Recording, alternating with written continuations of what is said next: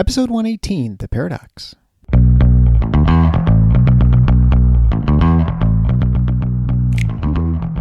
Welcome to The Paradox with your attending, Dr. Eric Larson. He is a practicing anesthesiologist and clinical assistant professor at Michigan State University College of Human Medicine. Listen in as he takes you behind the scenes of what practicing medicine in today's ever-changing world is like with another doctor. The Paradox is a fun and accidentally informative show for physicians, patients, or anyone who has ever found themselves in a waiting room.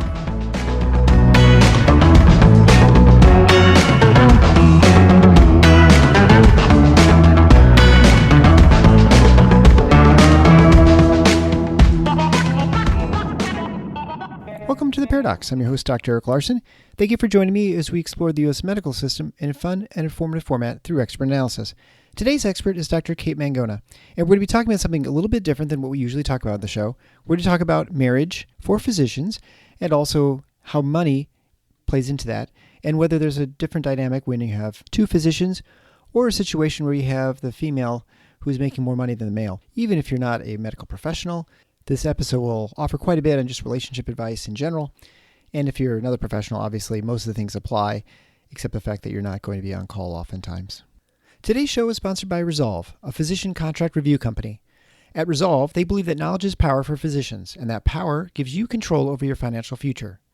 Resolve believes that by mining, analyzing, and synthesizing data, they can provide you with the information and insight that empowers you to diagnose the health of your career, fully understand your worth, and maximize your full potential. As a company founded by a doctor, for doctors, Resolve focuses on the well-being of those whose purpose in life is to care for the well-being of others.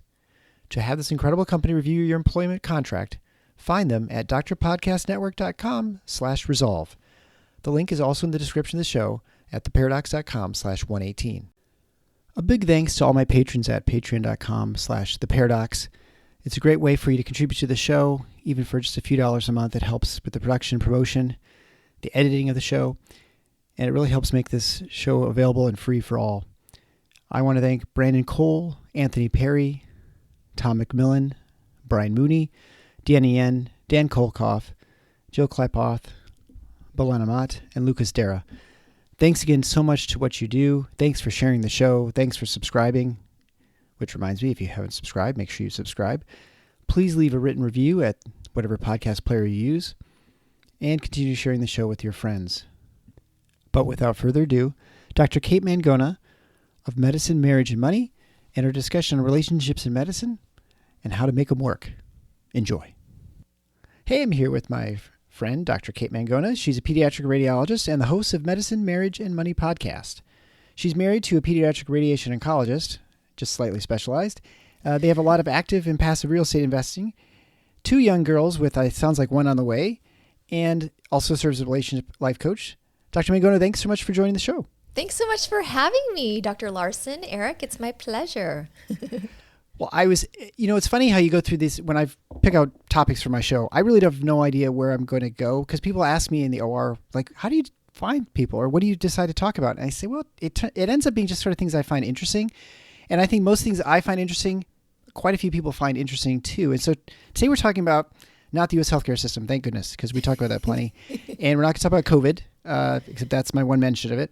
So we're going to talk about, I think, really kind of marriage and relationships when it comes to medicine. And I think to some extent for those who aren't in medicine, probably just professionals too, because I think although there's unique things with medicine, anyone who's a professional or who's, corporate medicine or whatever, corporate life, I think probably a lot of things will relate to that as well. For sure. Yeah. Marriage is a very important topic to me, relationships in general. Right. Right. So let's get into that.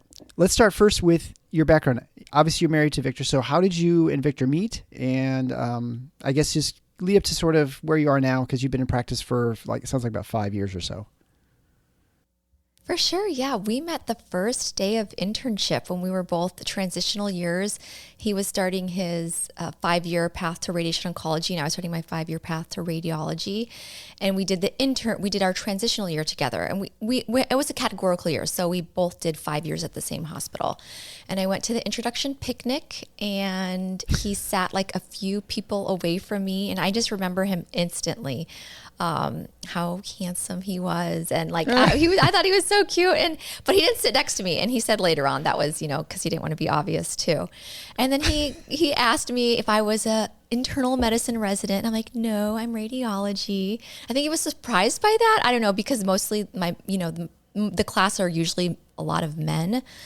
And so I was one of just two females in my class, and the class above or below me had all males. So anyway, we spoke while we were in line to get like our vision tests and our urine test for drugs. And he asked me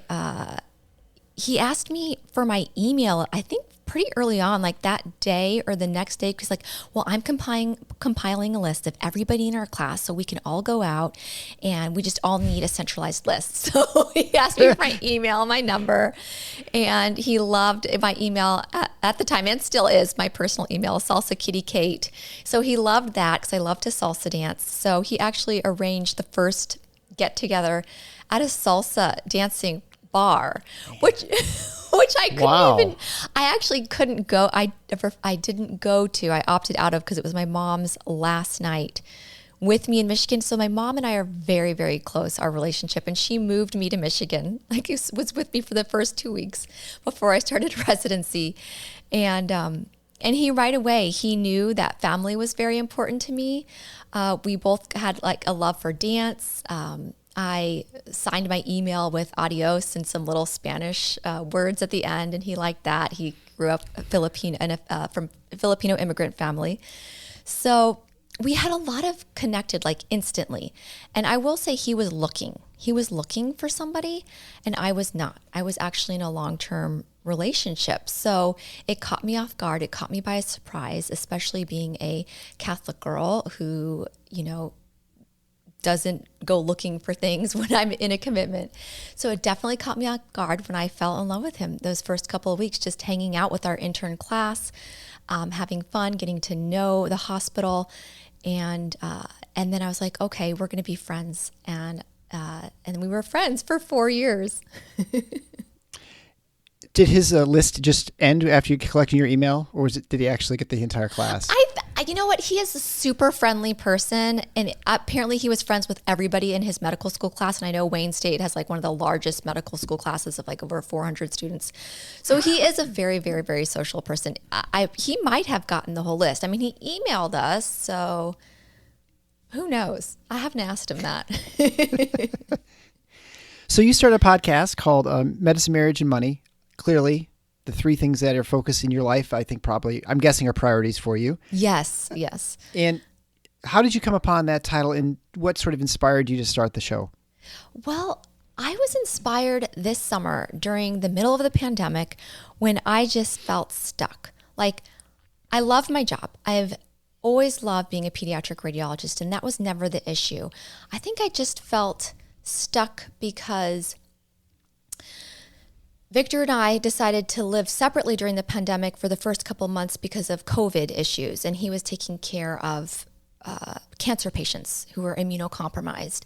And we just didn't, initially we didn't know what was going on. So we wanted to limit our chances of each contracting COVID, giving it to people. I was in the hospital a lot, not every day because I am able to work from home sometimes, but we decided to kind of put that distance between us, not see each other for the safety of us, our kids, because we had a baby. We had a baby at that time who was very prone to viruses. Every time she got a virus, she would be sick for 2 weeks. So it was like multifactorial.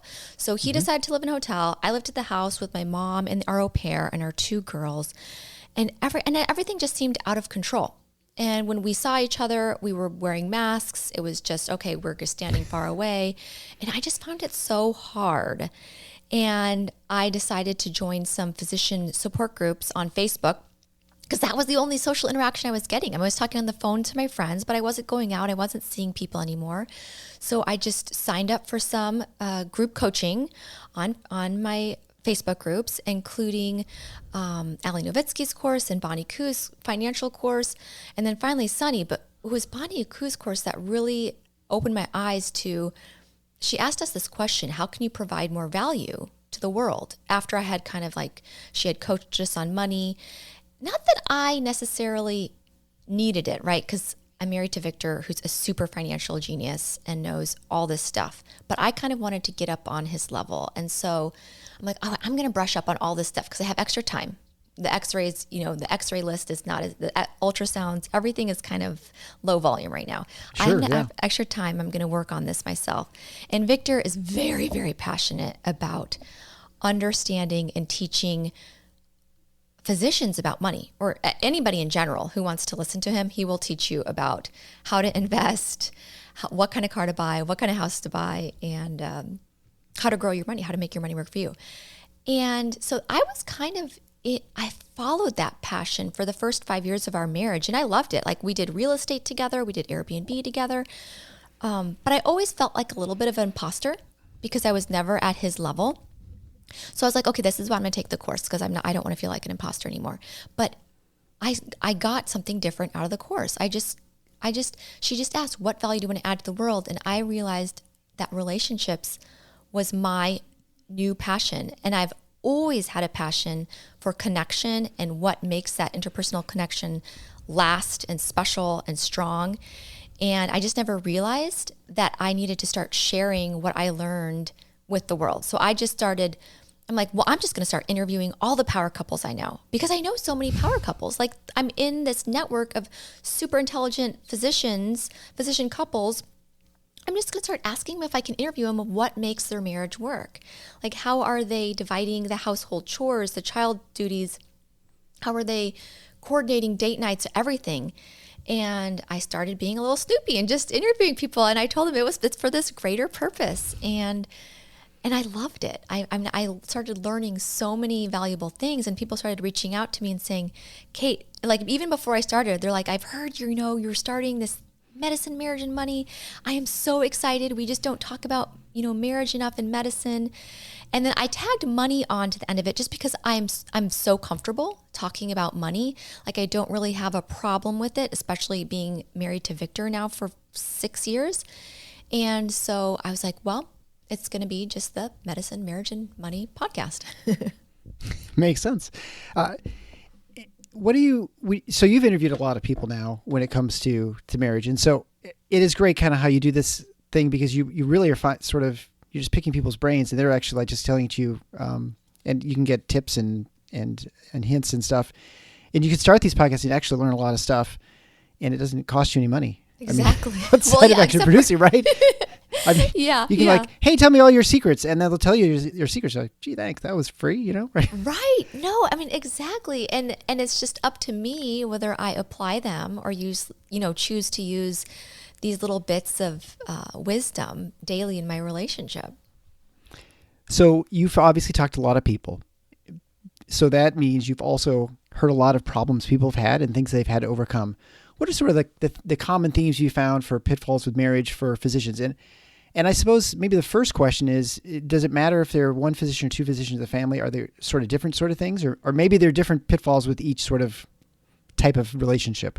Yeah, I would say it's definitely different depending on, so I work a lot with not only just dual physician couples, but maybe like one of my clients right now, her husband's not a physician, but he earns just as much as she does. He's some, tech or business guy. I don't really know, a non-physician, but has a very important job as well.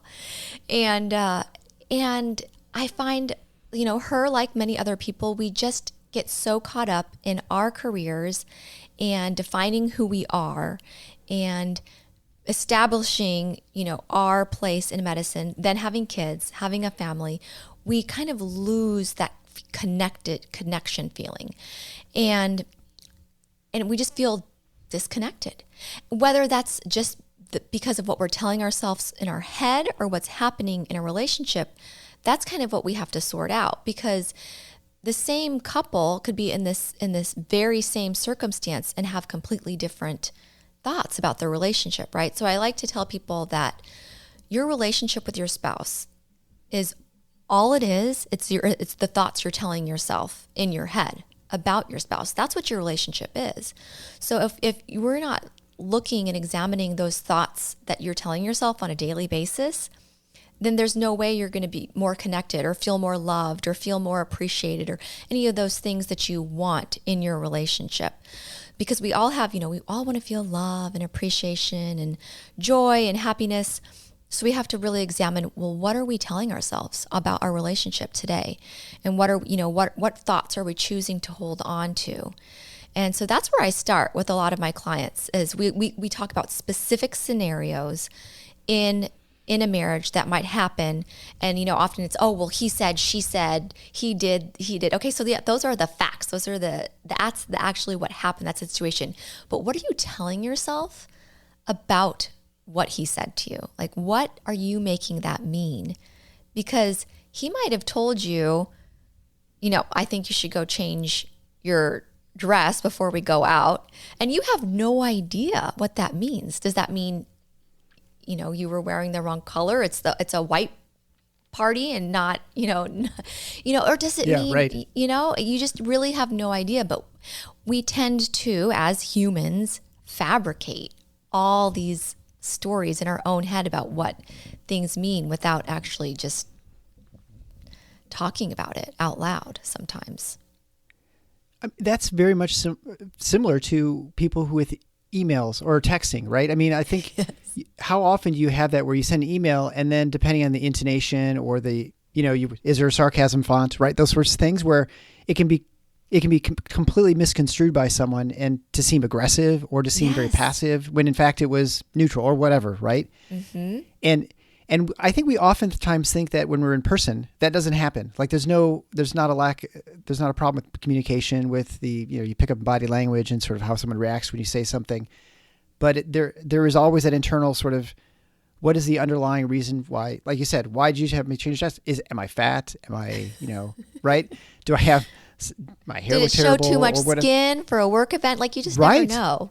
Yeah, right. Like, oh, we're going to go see the pastor or something like that. So do you think, fundamentally, people always talk about relationships coming down to communication issues. Is that pretty much what you see a lot of it? There just needs to be more intentionality when it comes to relationships within marriage? Yeah. You know what? I don't even think so. I think that is a myth. And that communication is key to relationships. Because at one point, yes, we could be communicating, but we could still be on completely different, like we interpret things differently than what they're saying. So really we have to go inside ourselves and work on how we're interpreting things, how we're reacting to things, how we're avoiding things or suppressing our own feelings. So yeah, the communication part, I think there's so much more to it. It on the surface, it seems like communication, but it's really deeper than that. And the things that you were just referring to is like through a text or email, we tend to get defensive, and we can get defensive in person. We get defensive in person a lot. It's just like our automatic go-to, like to get defensive. That's like one of our, primal caveman qualities about us. And it doesn't help. Like that, I love John Gottman. He writes a lot of marriage books. He's a very famous marriage counselor out in the Eaton Northeast, and he talks about the ways to sabotage your marriage. And number one is criticism, and number two, he talks about the 4 horsemen, and criticism and defensiveness are in there. It's criticism, defensiveness, contempt, and then stonewalling, which means avoiding talking, like just shutting down. So when you've got that, like you think somebody's being critical of you when maybe they're not. Or you think they're critical, and so you get defensive, right? It's just not giving people the benefit of the doubt. I like to tell people, always give people the benefit of the doubt. Like we don't know, and we might do it for strangers. Actually, I'm one of those people who gives everybody the benefit of the doubt, except for those closest to me, like my best friend or my mom or my husband. And it's so strange, right, how that happens, but it's because they are the closest to me. They are in my tribe, and I don't want to get kicked out of my little tribe. It goes back to, our prefrontal cortex and how that just kind of dominates in your fight or flight situations that it comes up in these arguments we have in marriage. So I know, becoming less defensive, that's key. And you have money in your title. Mm-hmm. And I always have heard that money is sort of the not necessarily the number one reason that couples have problems or fight, but that it is a central focus of lots of disputes and different values and different sort of ideas of sort of how you want to accumulate it or spend it or save it, whatever. Are you finding that that's the case in that when you're talking to these couples? Is that a primary focus of a lot of their disputes with each other? You know what? I haven't really had a lot of couples that have a lot of money issues. Now, I know that I do have, I have had people ask me before, I'm the breadwinner. I've worked with some female clients who are the breadwinners, and they have different thoughts of how they should donate their money. Like especially when the pandemic first started and when there was some natural disasters this summer, she wanted to donate a large sum of money, but for her husband, that was a lot because he doesn't make as much as she did. So she was just having trouble navigating that.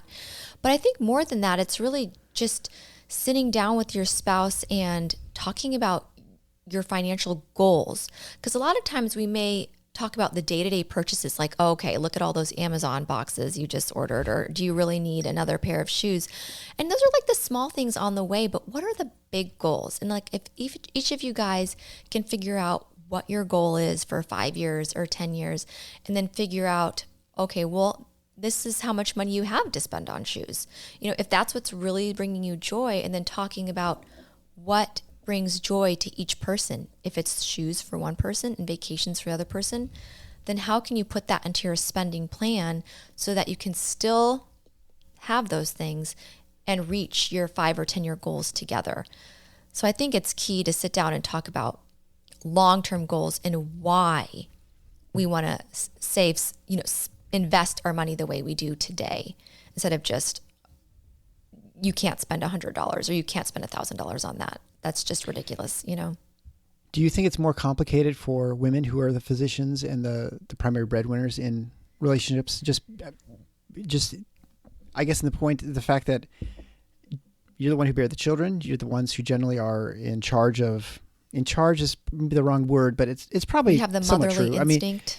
Yeah, well, and motherly instincts, but also the sort of, the responsibility for caring for the kids primarily still falls on women. And I think that's a cultural thing, social thing, and it's probably some biological too thrown in there as well, right? It's probably why lots of culture develops the way it does, because there's a biological component to it.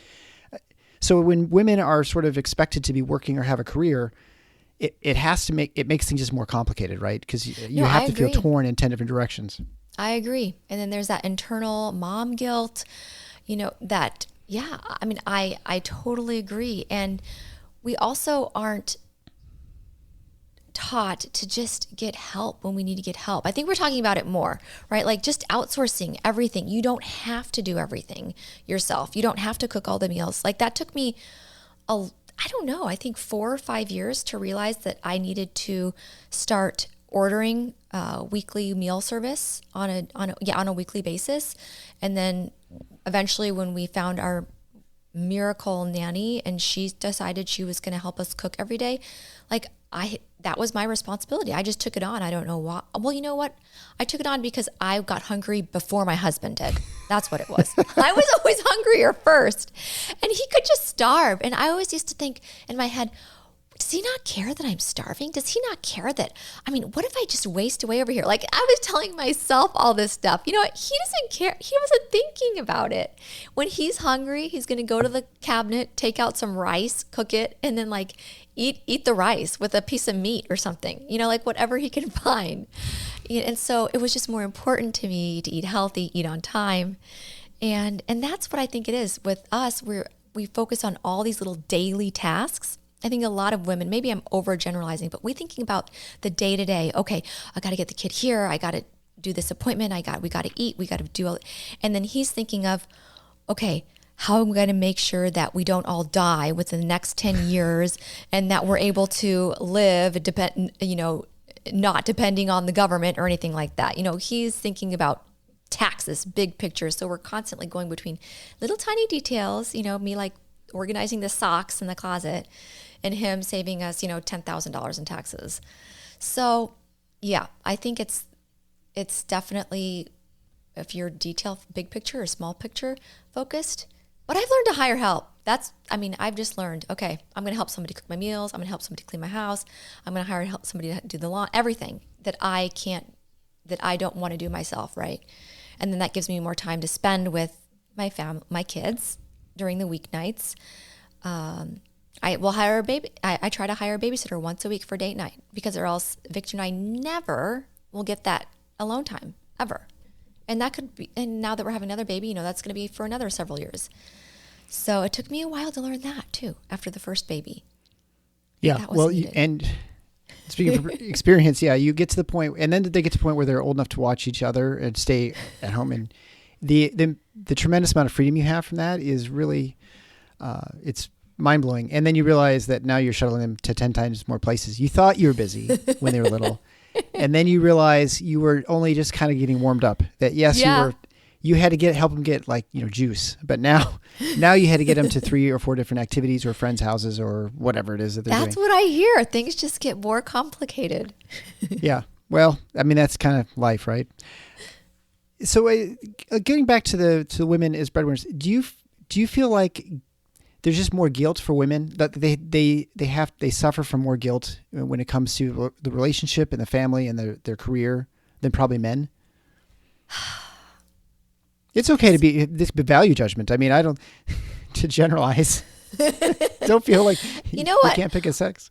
I have 2 very best friends who are both the breadwinners, and it just seems to work for them. I think they also have very emotionally intelligent husbands who don't mind, right, that they're married to somebody who makes a lot more money than they are.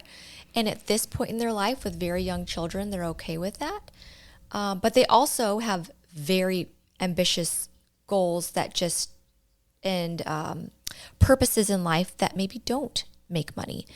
And I think it depends on how the spouse is going to feel in that situation too.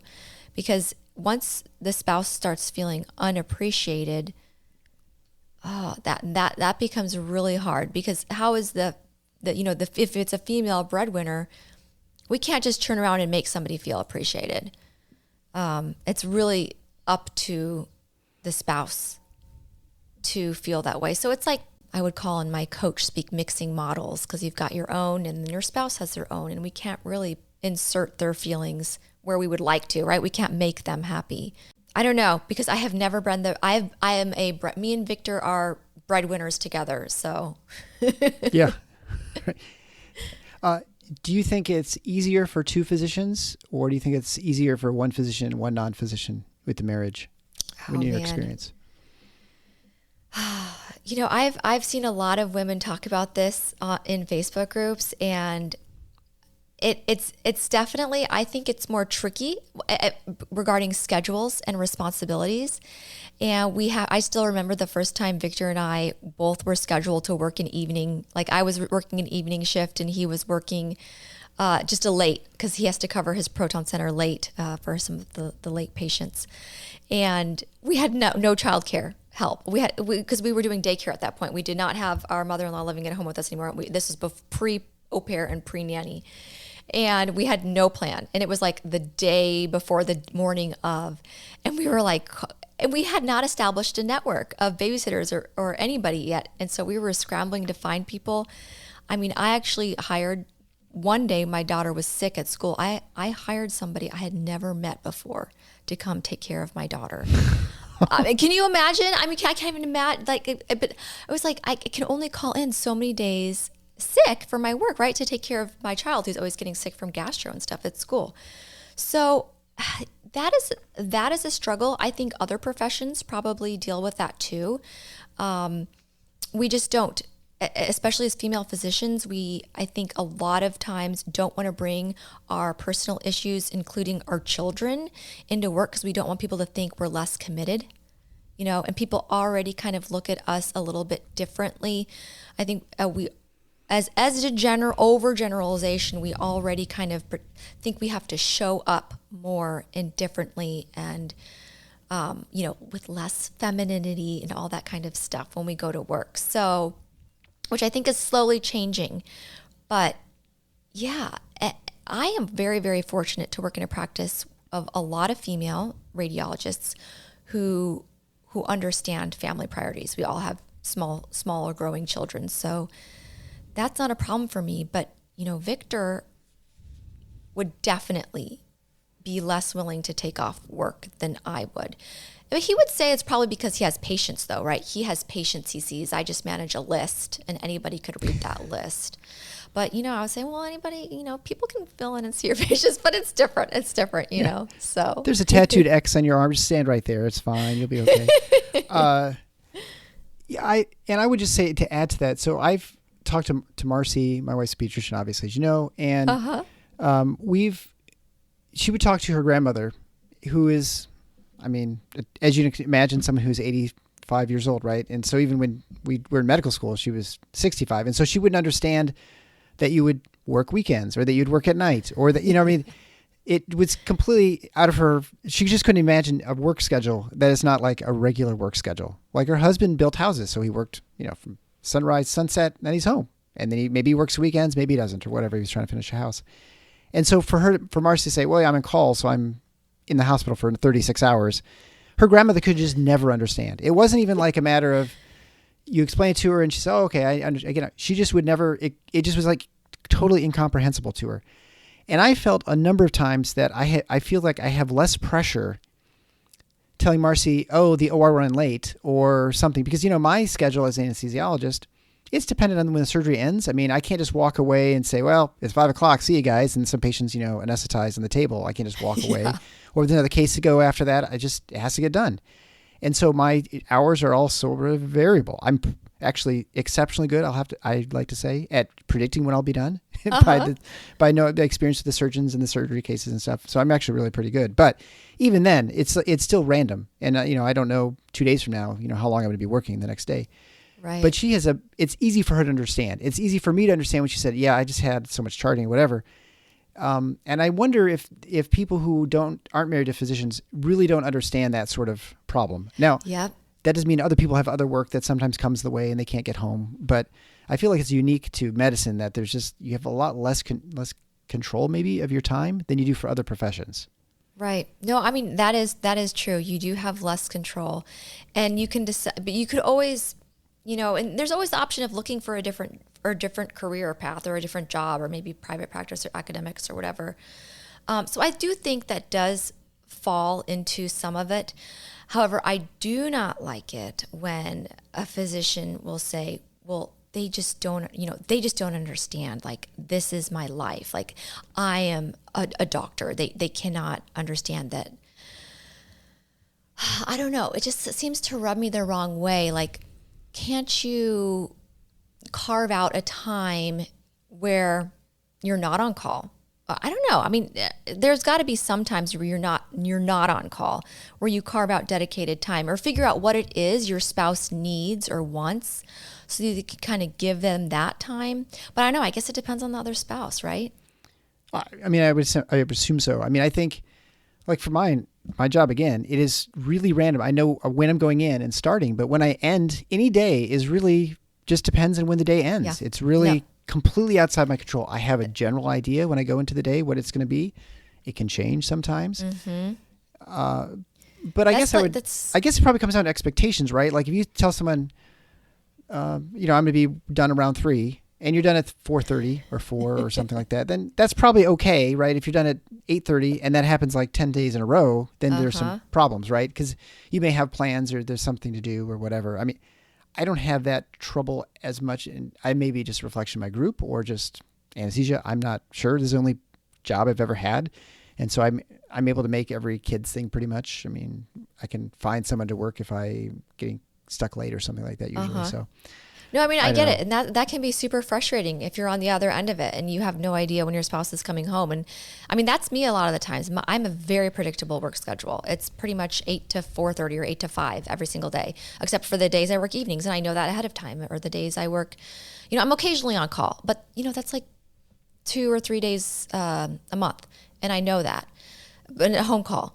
But otherwise, Victor has a very, very variable schedule. And it did take me a few years to realize, hey, I can't expect him to be home and feed our children or bathe them, because he does bedtime routine really well. Like he loves bedtime routine, and I love for him to do it because for some reason I get really frazzled doing all that stuff. I love like morning time and afternoon time routine. He loves bedtime routine, but unfortunately he's at work late a lot, and I have had to learn that that's okay, right? That is okay, and as long as I fill my cup during the day, so I get what I need at work. I make sure I have my, my time to coach with my clients or to do my podcast, the things that make me happy. I schedule the nanny to be on the days that I work from home so that I can do these things from home. And then evening times, I'm more relaxed and I'm not constantly thinking about all the other things I want to be doing instead of doing bedtime routine. And then I'm not pressuring Victor, hey, Victor, get home. When are you coming home? When are you coming home? Because that is just, that's just like nails on the chalkboard for him. I mean, he's like, I don't have control. Stop asking me, and so it just took me a while to realize, okay, this is what he needs. This is what I need. And it's not perfect, but I'm going to stop bugging him and bothering him and keeping track of how many days a week he's helping me at night, because he's doing a ton of stuff. Like, he's an amazing father and he's doing everything he can at work and at home. And so I just have to take care of myself and make sure I am getting my to-do list done, my goals list done, so that at night I can just be okay, whether he's home or not. I've got it, And then I just wanted to go back a little bit more about when you were talking about mother, the female breadwinner feeling maybe more guilty about all the things. I forgot to mention the very important thing that we do as mothers when our kids are young is breastfeeding. And for me, that was something, because I've either been pregnant or breastfeeding for 4 years now, and probably another year or two, that I felt like when I was working late or in the evenings and he was home alone with my daughters who refused to drink milk out of a bottle, I felt completely helpless. Like I needed to go home right then. And that really, I think that eats a lot of women away, actually. If they're trying so hard, even if they maybe were struggling breastfeeding, their kids aren't, and they feel like they have to be home or they have to be doing all these things at once. And then, what? Victor can't do anything. The baby cries, won't take the bottle, won't go to sleep. Yeah, that was always a joke with my wife and I. So when we had our daughter and she was, when she was still breastfeeding like 6 months or so, Marcy was pretty busy in the hospital. She's, pediatric resident. And quite frankly, the pediatric residency is much busier than anesthesia residency, which seems strange. Okay. But, we kind of had regular hours for anesthesia. You start at 7, you're in at 7 o'clock, and then you're back in by whenever you're home by 6 or 5 or whenever, and you just pick up the kid from daycare. Uh-huh. But Marcy might be overnight or she might be late or whatever. So I tended to spend probably more time with my daughter. Uh-huh. And it was kind of funny because she'd see Marcy and it was like, oh, time to eat. And so it was, and then she'd come and just like play with me. And so Marcy felt like she was just kind of pretty much just a food source. She felt like, the joke was like, she's mom, right? Yeah. And it was totally different with my son, Andy, who was after. He was very different. But yeah, Katie was definitely, she's always been sort of,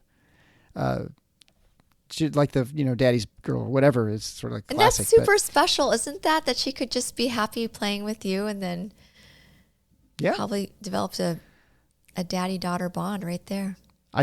Although I always, again, felt sorry for Marcy because she was really, truly just like, hey, there's dinner. And that was kind of her role. Uh-huh. Can you tell a couple, maybe just one or two anecdotes of people of things of troubles they had that they sort of found ways to solve with their marriage? That somewhat common ones and maybe tricks that helped them out of it. I've had a client recently think that her husband was controlling. Yeah. Controlling in just his thought, whatever, manipulative in whatever he said to her. And we kind of evaluated the specific situations of, what he was saying. she was interpreting everything he was saying or doing, or not everything, but many things as, well, he's just trying to control me. He wants to be in control. And we kind of went through specific scenarios and discovered that that's how she was interpreting it. Like initially, she was interpreting it as him wanting to be in control of her, when actually she could choose to think, well, actually he's saying that because he wants this for his father who is sick, or he has there's like an alternate reason. Let me give a more generic example. Like say he was getting upset at her for ordering the Amazon boxes. Too many Amazon boxes were coming to the door, and he was just getting upset about it every day or every week. And what she didn't know is that he's planning a surprise anniversary trip for their 10-year anniversary. And so he was trying to save that money, but at this point in their lives, they had not divided their money into like, okay, this is mine, this is yours, I'm gonna use this. So everything's together, and he just felt like he was losing control. Like he's like, okay, well, every money you spend ordering something we don't need, and he didn't know what it was in those boxes. He just saw boxes, and he just equated that to mean, we're not gonna be able to go on this trip because we won't have enough money at the end of the month, because they just didn't plan, right? And so, and until you actually figure out what is making the person anxious, it's not the boxes. You're thinking about that trip. But it was a surprise. We didn't talk about it. And I feel like so many things happen like that in our relationship, where we react to things, but instead of actually listening, instead of like hearing it's called like a repair. It's a reach. So that person is reacting, but they're actually reaching out for help. They're reaching out for either love or connection. But it looks like anger sometimes, and it can look like sadness, or it can look like frustration. So what do? Well, we get defensive toward it, or we react back, or we avoid, and then we just go on our own and avoid talking about it.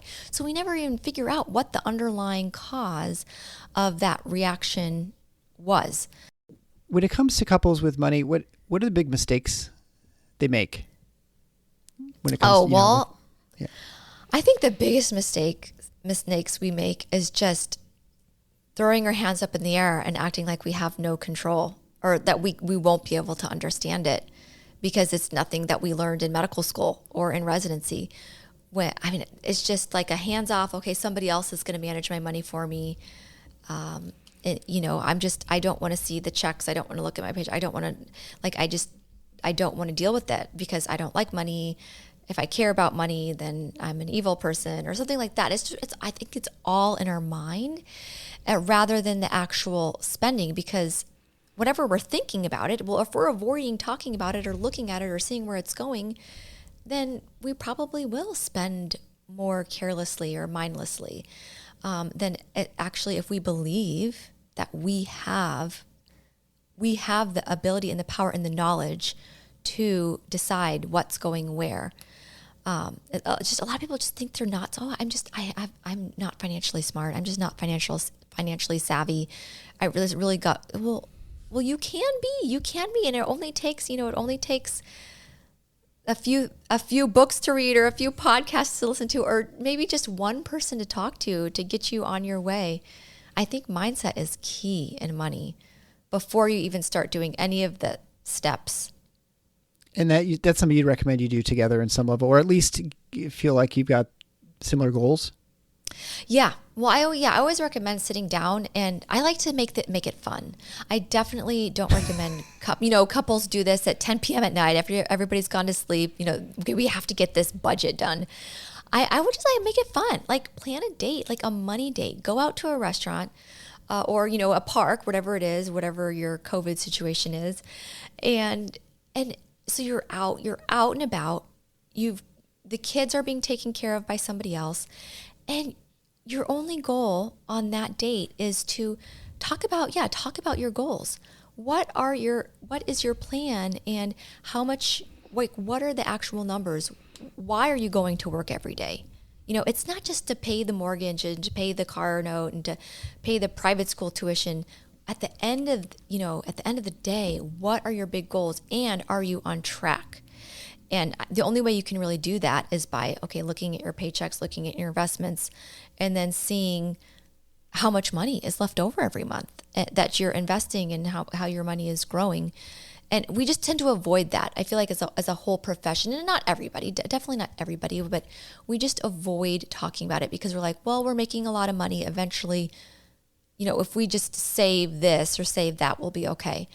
But I like to empower people just to take a little bit more control and responsibility, like 100% responsibility.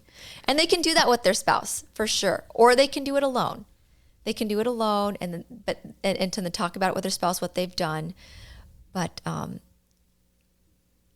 guess it's definitely nice if you can do it together. So to be clear, playing Monopoly would not qualify as working on finances together, although that may be fun, or is that probably the wrong goals? Playing Monopoly. Yeah, oh my gosh, it's been a while. But maybe get out. Maybe, Monopoly, maybe a couple steps more than Monopoly. My greatest trick was always playing my sister, who was 5 years younger than me, and I would always, at some point, I would convince her that the best thing she could do is buy the bank so she could get all the money. Uh-huh. But then every time I'd pass go, every time I get a car, eventually you run out of money. And you know what? In some ways, maybe it's a good economic lesson because having the money really doesn't, it's actually how you're investing and using the money to buying properties and, right. building capital, right? Maybe that's really the lesson there that she just thought, oh, a big pile of cash, I'm great. And then ends up with nothing at the end of the game. Exactly. And I end up with all of it. Exactly. As physicians, we make a lot of money. We really do. We are in the top, I don't know, what percent of earners, 10 or 10% of earners? Oh, I'm sure top 5%? Top 2-3%, I'm sure. But then so many physicians think we're living, poor or paycheck to paycheck or minimum, and it's really because it's really about how much we're spending and how much we're investing. It's really not about the paycheck every week, every month. I was president of my group for 4 years, and I was stunned at the amount of people who would have to we have reconciliations every quarter where you get a sort of a basic pay and then you get a reconciliation based on how much you worked. And anyway, I'd have a lot of docs, especially ones later in their career, 50, 60 years old, and they would get advances on those quarterly reconciliation checks. Oh, wow. And I always just say it pretty much, no matter how big your bucket is, you can always put a bigger hole in the bottom. And that's right. There are people who do and who don't. And I think it doesn't seem to matter how old you are. There's just people have I don't know, they like spending money and are unthinking about it sometimes. Things happen to people too, but. Right. Yep. And that's why we have insurance. But I guess we can't always predict everything. No, well, absolutely not. What is the one, if you had to give someone one piece of advice for a marriage as a physician, what would that be? My one piece of advice would be to take 100% responsibility for whatever it is you're thinking of right now. Whatever problem you have in your relationship. Whether it's not feeling enough love, whether it's not being appreciated enough, whether it's you feel like you're the only one who cares about the children or the money, or maybe your in-laws, maybe you feel like your in-laws are getting in the way of your relationship.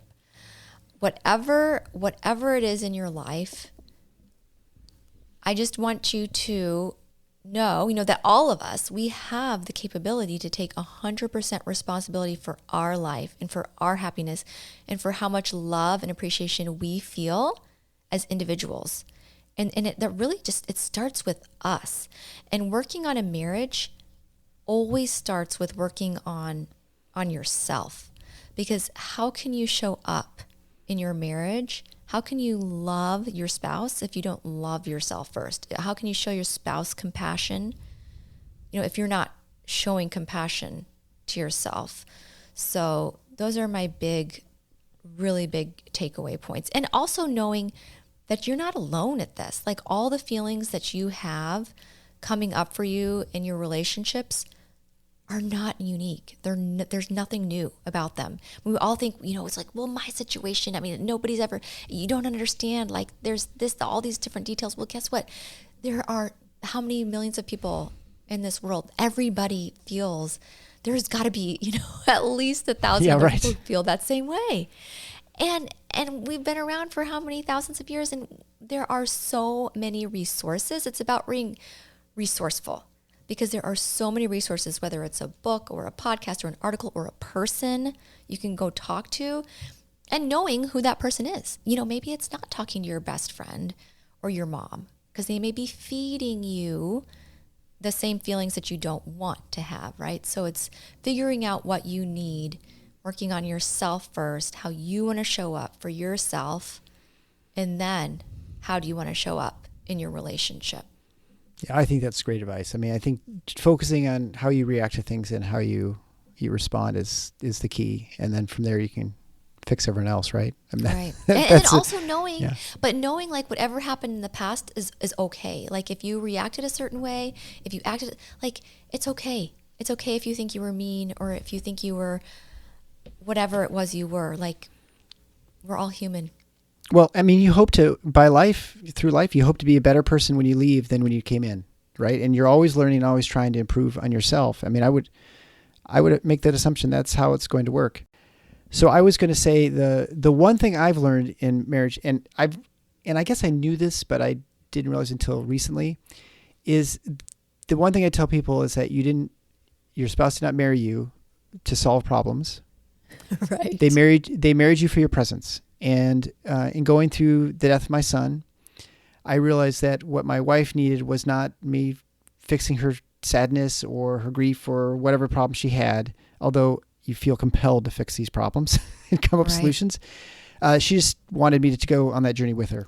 And I think fundamentally that's really what we need. We just need someone to be with us, and wherever that may lead. And I think that's probably the most important thing, and to try and realize that that's where you should focus your energy on, just being present and, being on that journey together, because it's a crazy, sometimes happy, sometimes sad, sometimes angry journey in life. And, yes, it's better doing it with someone else at your side. I totally agree. Where's a great place for people to, obviously, they need to subscribe to your show. If you haven't yet, you need to subscribe to the Medicine, Marriage, and Money podcast with Dr. Mangona. But after you've done that, where do they follow you? I know you do, since you're a fancy schmancy salsa dancer, you do TikTok stuff, I imagine, with salsa dancing. Where's a good I used to do a lot of TikToks. Places people find you in the social media universe? Yeah, for sure. So I'm on Instagram. I have a Medicine, Marriage, and Money account for my podcast, and then I have a Kate Mangona MD for my personal / professional. So those two places on Instagram, Medicine, Marriage, and Money, and Kate Mangona MD. And then also my website, medicinemarriageandmoney.com. I will be soon uploading my marriage manual, my medical marriage survival guide, an instruction manual for physicians in love. Yeah, so I have created that. It's like a 16-page ebook. Really cute, with a lot of actual physician couple pictures in it with little tidbits of advice. So I just created it, and I'm going to be uploading it to my website hopefully within the next few weeks. Okay. Well, people have to check that out. And when it's not the ampersand, it's the word. The and, yeah. Correct. When you type it in, medicine, yeah, it is the actual and, A-N-D, Medicine, Marriage, and Money.com. Okay. And then same thing with the Instagram, Medicine, Marriage, and Money. I have yet to figure out Instagram. Maybe I don't need to take pictures. I can never find anything I can't find my messages. I've just decided to pretty much just take a pass on Instagram. I don't know that I'll ever understand it. My wife's not much better, but you could just skip right to Clubhouse. That's where everybody's going these days. Yeah, but you'll be in Clubhouse, and then a year from now it'll be something else. So, and Clubhouse doesn't hang on to stuff either, right? So if you produce things there, it just kind of disappears. I thought, but I don't know. Clubhouse is just a place to talk. Yeah. Well, anyway, if you wanted those links to your social media sites, and that'll all be found at theparadox.com/118. So I'd recommend you go there and check out Dr. Mangona's work. Kate, thanks so much for being on the show. I really appreciate it. Thank you so much, Eric. This was so much fun. Thanks again to Dr. Kate Mangona from Marriage, Medicine, and Money. Before we end, let's give you the link for our sponsor again. If you need help reviewing your employment contract before you sign, reach out to a company with great online reviews and reputation for doing that and more. Find Resolve at www.drpodcastnetwork.com/resolve to get the review process started today. Thanks for listening to The Paradox. If you like what the doc is doing, please subscribe and leave a review on iTunes or Stitcher. And share the show with your friends. Become a supporting listener to get access to special bonuses at patreon.com/theparadox. Show notes can be found at theparadox.com.